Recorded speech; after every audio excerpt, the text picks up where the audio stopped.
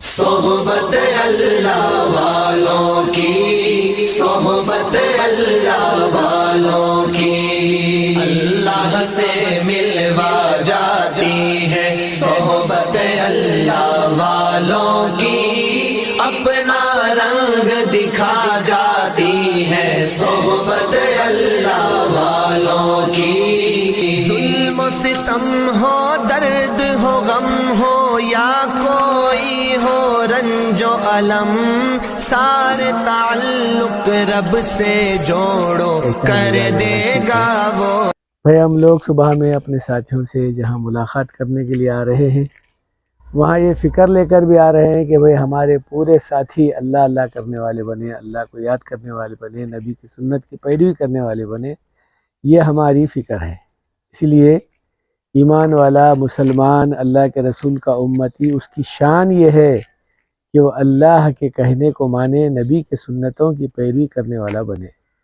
جب تک آدمی اللہ کے رسول کی بات مان کر چلے تو اللہ کے رسول کا فرمان ہے، اللہ تعالیٰ کی نگاہ کرم کا معاملہ اس پر ہوگا۔ کون کہتا ہے محبت کی زباں ہوتی ہے، در حقیقت تو یہ آنکھوں سے بیاں ہوتی ہے۔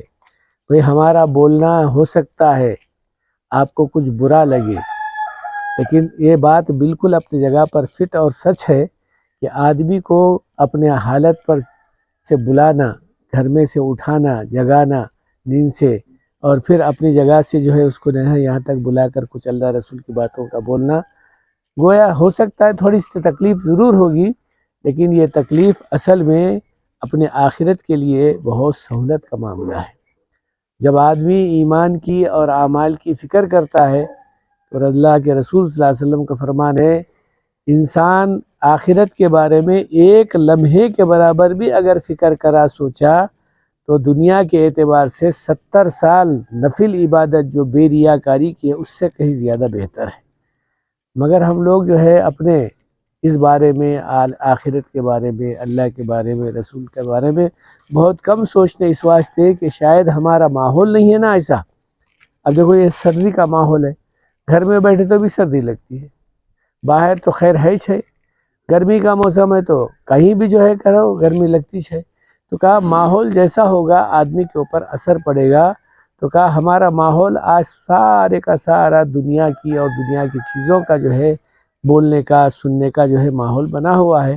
تو ہمارا ماحول ایسے جو ہے ماحول میں چونکہ گھرے ہوئے ہیں ہم لوگ، تو ماحول میں ہم جو ہے پھنسے ہوئے ہیں، اللہ رسول کی باتوں کو بہت کم سنتے ہیں، تو عمل بھی کم ہوتا ہے۔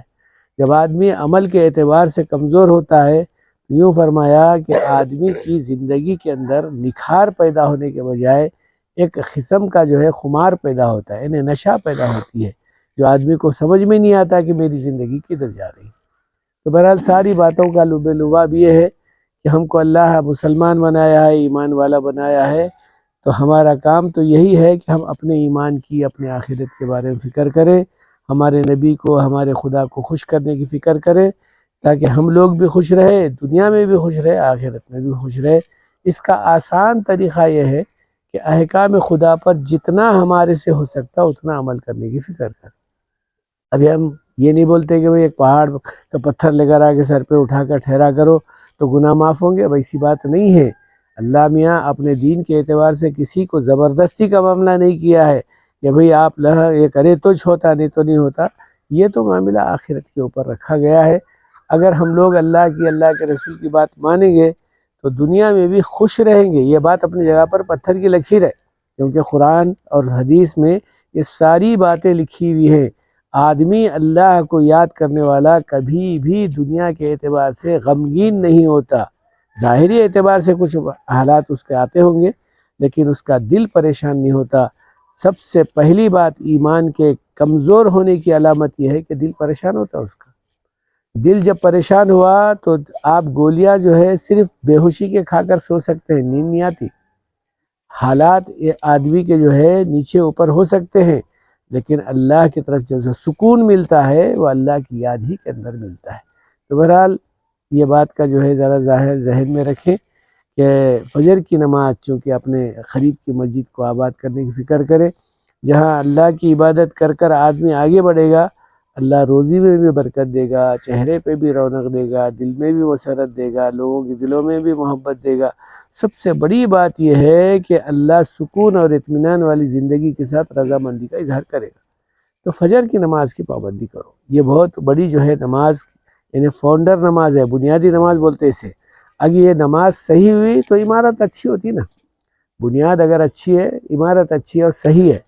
اگر بنیاد میں کمزوری ہے تو پھر عمارت کس وقت میں گرتی ہے یہ نہیں بول سکتے۔ اس واسطے جو فجر کی نماز کی پابندی کرتے ہیں اکثر و بیشتر دیکھا گیا ہے باقی اعمال کے اندر آسانی اور سہولت کا معاملہ ان کے ساتھ ہوتا ہے۔